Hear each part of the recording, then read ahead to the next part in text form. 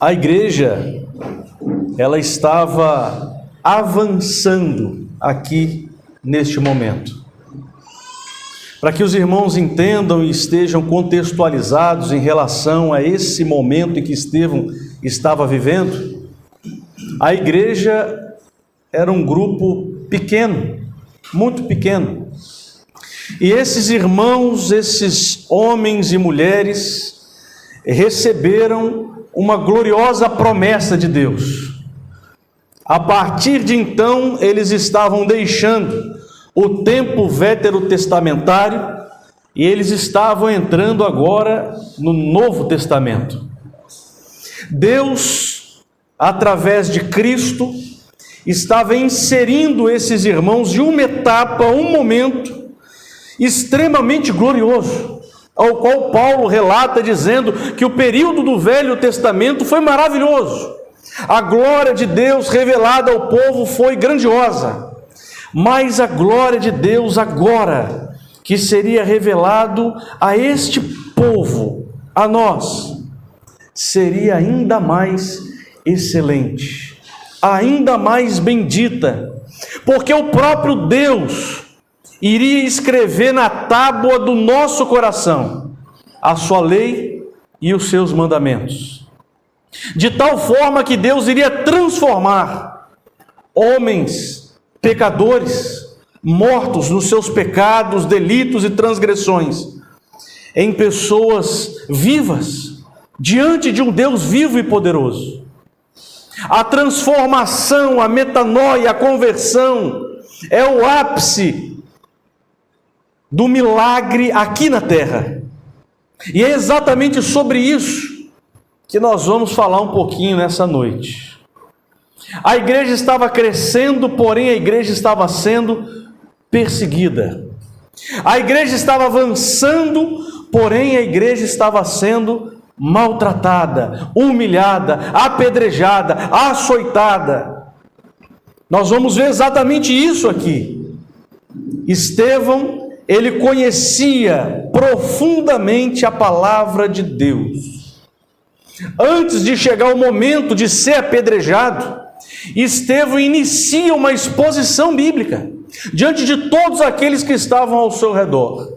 E ele ensinava a respeito da palavra de Deus e mostrava que o Velho Testamento é uma sombra das coisas que haveriam de ser reveladas em Cristo. Por isso Jesus Cristo é de fato a luz do mundo. Quando eles olhavam para o Velho Testamento, quando eles olhavam para os ritos, quando eles olhavam para as cerimônias, eles ainda não estavam compreendendo o que era aquilo, ou o que aquilo prefigurava. Então Estevão diz: aquilo tudo que vocês estavam vivendo era glorioso, mas prefigurava aquilo que é mais bendito, que é o próprio Cristo. Quem era o sacerdote naquela época? Os levitas. Aqueles que serviam a casa de Deus, aqueles que entravam no Santo dos Santos. Quem era o sacerdote ou o sumo sacerdote agora, nesse tempo neotestamentário? É o próprio Cristo. Quem era o Cordeiro de Deus no passado, que tirava o pecado do povo pela expiação do sangue, perdoava o pecado de todo Israel, apontava para Cristo. Tudo aquilo apontava para Cristo, e isso que Estevão estava dizendo. Então, como alguém que tinha um tampão no ouvido, eles não queriam ouvir a palavra de Deus. E essa realidade aqui, irmãos, vivida por esse servo no passado, é a nossa realidade também. Porque a palavra de Deus diz que aqueles que não se entregam ao Senhor, aqueles que não se lançam aos pés de Cristo, é como se eles tivessem um tampão também nos seus ouvidos. E a sã palavra, a sã doutrina, ela é pregada, ela é entregue, e as pessoas, elas tampam os seus ouvidos, gritam mais alto para não ouvir a palavra de Deus, e elas começam a criar um Deus conforme a sua própria concupiscência. O que é isso? Conforme aquilo que ele acha, conforme aquilo que ele pensa. Eu acho que Deus vai fazer isso comigo. Eu acho que Deus vai abrir uma porta. Eu acho que Deus vai curar a enfermidade. Eu acho que Deus vai fazer isso, aquilo e aquilo outro. E não conhecem de fato o Deus da palavra. Quando a palavra é pregada e eles colocam esse tampão nos seus ouvidos, a conversão, ela não acontece. Por quê? Porque a fé vem pelo ouvir e ouvir a palavra de Deus. Estevão aqui então, cheio do Espírito Santo, ele prega a palavra para aquela multidão. Pedro havia pregado também. 3.000 almas haviam se convertido, 5.000 almas depois, em uma outra exposição, haviam se convertido. E agora Estevão, cheio do Espírito Santo, também, assim como Pedro, prega. Mas ninguém se converte. Estamparam seus ouvidos. Isso nos mostra uma característica a respeito da palavra de Deus. A Bíblia diz, em Atos, que a igreja ela estava junta. Ela se reunia, ela tinha comunhão, ela tinha tudo em comum, ela partia o pão, perseverava na doutrina, na oração, e ela continuava servindo ao Senhor de todo o seu coração, de toda a sua alma. E essa união da igreja fazia com que esse povo ele se fortalecesse, que esse povo estivesse cada vez mais forte diante dos embates que estavam para surgir. Então Estevão aqui ele prega, e a palavra, ao invés de salvar, ela condena. Pedro prega, e a palavra, ao invés de condenar, ela salva. Quando João Batista aponta para Cristo e diz assim: haverá um que se levantará, que é mais poderoso do que eu, ao qual eu não sou digno de desatar a correia dos seus pés, sandália dele. Ele vos batizará com o Espírito, e ele vos batizará com fogo. O que é o batismo com o Espírito? Um pouco mais abaixo no texto ele diz, é pegar o povo de Deus e colocá-lo na eira, é salvar esse povo. E o batismo com fogo é levar o povo que não ouviu a palavra de Deus à condenação e ao juízo, ao fogo, ao tormento eterno. A palavra de Deus aberta diante dos homens, ou ela salva, ou ela condena. Quando Pedro pregou, aqueles homens não tiveram um tampão nos seus ouvidos, ouviram a palavra de Deus, aceitaram de bom grado e foram salvos. Mas aqui não. Aqui o texto diz que eles ficaram com o coração cheio de raiva e rangiram os dentes contra ele. Mas Estevão, cheio do Espírito Santo, ele não olha para as dificuldades, ele não olha para o ranger de dente, ele não olha para a ira, ele não olha para o rancor que estava no coração daqueles homens, mas ele levanta os seus olhos, e os olhos dele estavam fitos em Deus. Diante das adversidades da vida, meus irmãos, assim como aquele homem também estava vivendo, nós não devemos olhar para baixo, olhar para as lutas, olhar para as adversidades, olhar para os embates, mas o nosso olhar deve, como um cristão autêntico, estar sempre fitos em Deus. Mas as circunstâncias não são favoráveis, as circunstâncias não eram boas, mas mesmo assim, aquele homem continuava olhando para o céu, aquele homem continuava orando para Deus, aquele homem continuava vendo Cristo, em meio às lutas e às adversidades da vida. Esse é um grande segredo, que a palavra de Deus está descortinando aos nossos olhos. Não olhe para as adversidades, não olhe para as lutas, não olhe para as provas, não olhe para as tentações, não olhe para as pedradas da vida, mas levante a sua cabeça e olhe para Cristo, olhe para Deus, e assim você será fortalecido. Continue pregando a palavra. Mas e se eu pregar a palavra e devido à exposição da palavra eu for perseguido, assim como Estevão foi perseguido? então isso será uma evidência, uma característica de que você de fato está pregando a palavra de Deus de forma genuína. Porque Cristo disse: bem-aventurado são os perseguidos, porque deles é o reino dos céus. Está sendo perseguido pela sua fé, está sendo condenado pela sua fé, pelas pessoas que estão ao seu redor, estão dizendo que você é um cristão radical. Então glorifique a Deus, porque isso é um sinal e uma evidência de que de fato você é um cristão autêntico.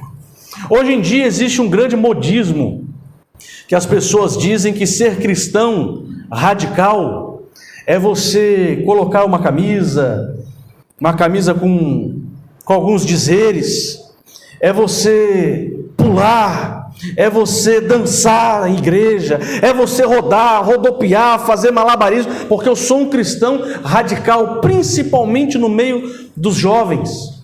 E um pastor americano que já faleceu, chamado David Wilkerson, ele dizia o seguinte: eu estou cansado de ver os nossos jovens ouvindo louvores que os fazem pular, ao invés de os levá-lo a dobrar os joelhos e orar diante de Deus.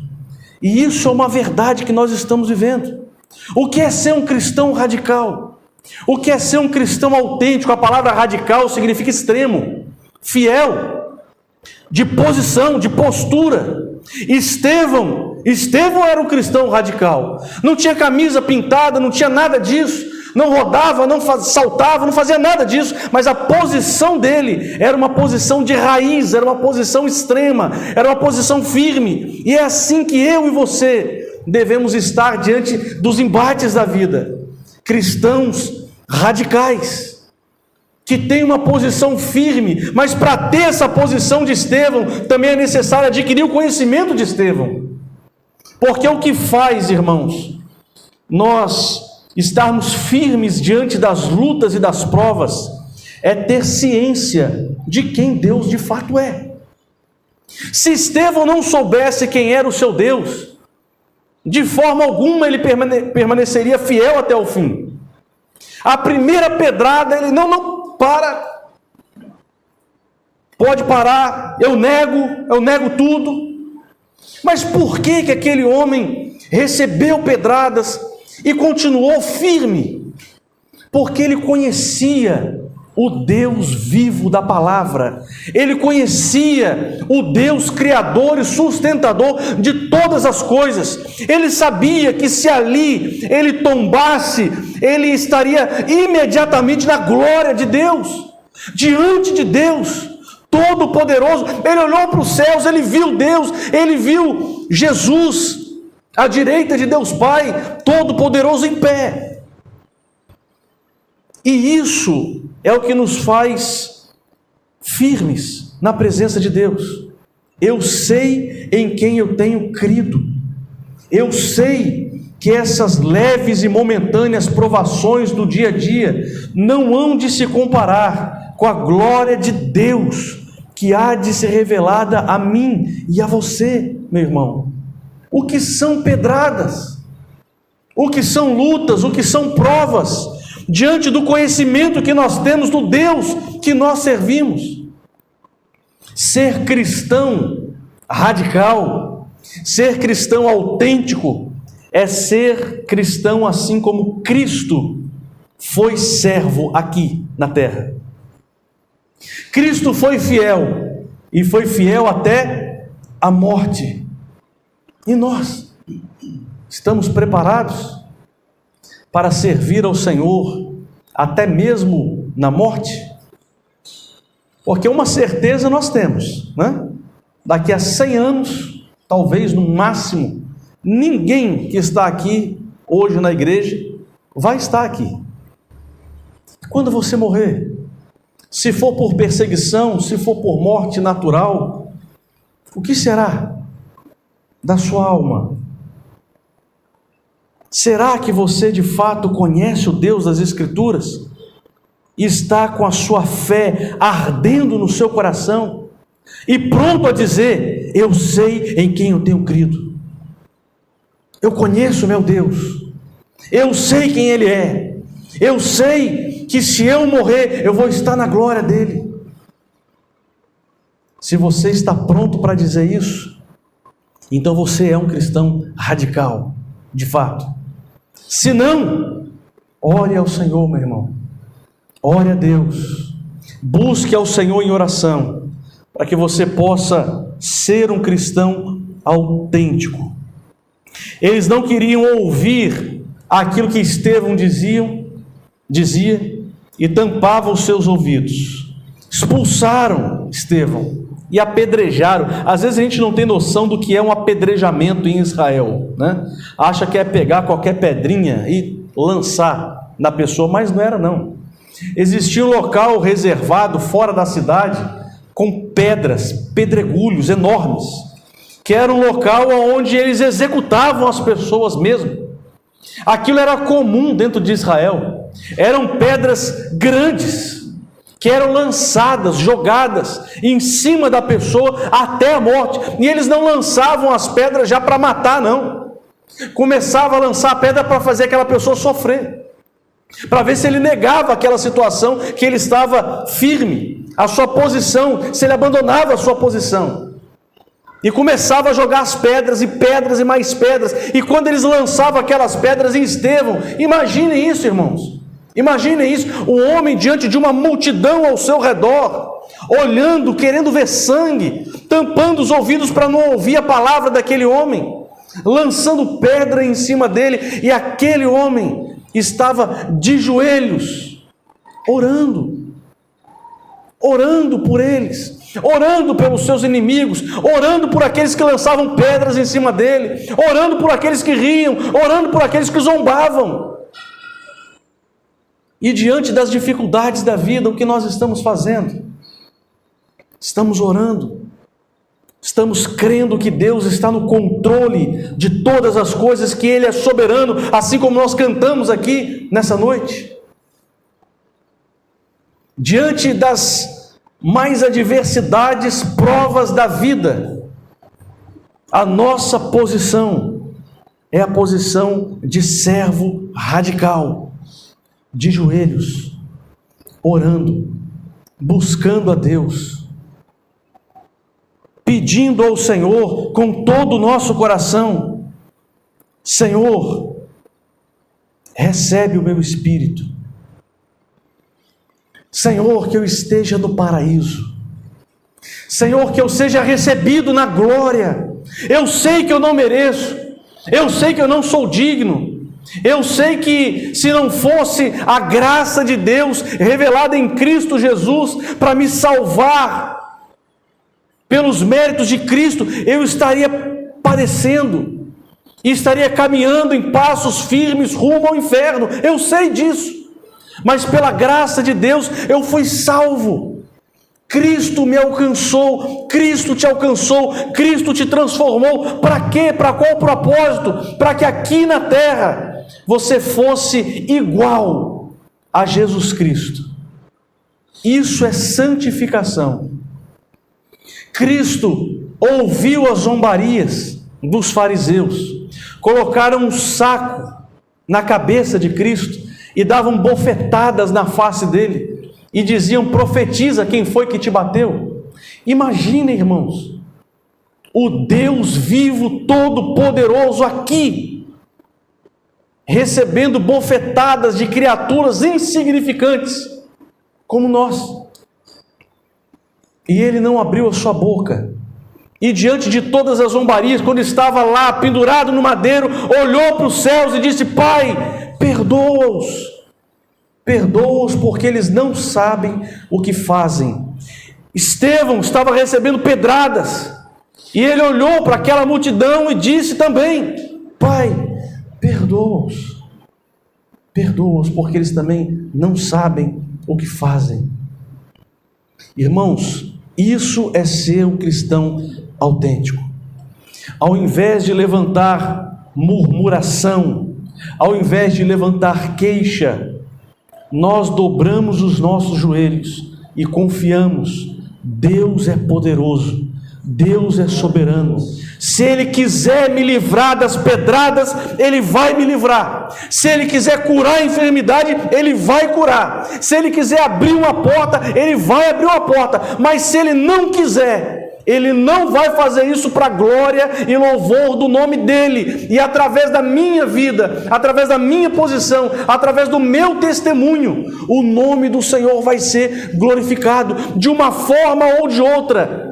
Com porta aberta ou com porta fechada, com cura de enfermidade ou sem cura de enfermidade, nós vamos permanecer firmes no Senhor, porque sabemos em quem nós temos crido. Depois disso, Estevão morreu. Para onde foi Estevão? Imediatamente, assim que ele morreu, assim que ele partiu, a palavra de Deus nos afirma. Paulo nos ensinou a respeito disso. Imediatamente, Estevão estava agora nos braços do Pai. Essa é a nossa esperança, irmãos. Isso é o que nos motiva, e isso é o que faz a igreja permanecer de pé, firme, diante das maiores adversidades da vida. Não é porque nós somos bons, não é porque nós confiamos em nós mesmos, mas é porque no nosso coração, no coração do cristão radical, no coração do cristão autêntico, genuíno e verdadeiro, arde uma fé e uma esperança que Paulo chama de esperança viva. Essa esperança é o próprio Cristo que habita em nós, e se Cristo habita em nós, a nossa esperança não é de respostas aqui nessa terra, não. Não é esse o evangelho do nosso Senhor Jesus Cristo. A nossa expectativa não está em ver coisas acontecendo aqui como respostas de uma porta aberta ou de uma cura. Claro que Deus pode fazer, obviamente, mas a nossa esperança não está nisso. A nossa esperança não está nas coisas da terra, que são efêmeras e passageiras, mas a nossa esperança está na glória de Deus. Coloque toda a sua esperança, meu irmão, toda a sua expectativa na glória de Deus. E um dia, essa fé que foi imputada no seu, no meu e no nosso coração, ela nos levará para a glória de Deus. Isso é o que sustenta a igreja firme. Pode vir pedrada, pode vir chicote, pode vir perseguição, pode vir o que for, eu sei para onde eu vou, eu sei o que me aguarda, eu sei quem é o meu Deus, eu sei que diante de mim, assim como diante do servo de Deus Estevão, os céus estão abertos. Deus Pai está lá, Deus Filho está lá, e o Espírito Santo está aqui trabalhando no nosso coração, nos preparando para que no dia do Senhor, no dia em que Cristo voltar, no dia em que Cristo estiver nas nuvens, o dia que todo olho vê Jesus Cristo de forma visível, clara, aqui na terra, todo joelho vai se dobrar e toda língua vai confessar: Jesus Cristo é o Senhor. E nesse dia eu vou estar na glória de Deus. Isso é o que me sustenta, isso é o que te sustenta. Não olha para baixo, não olhe para as lutas e para as dificuldades, mas fixa o seu olhar em Cristo Jesus.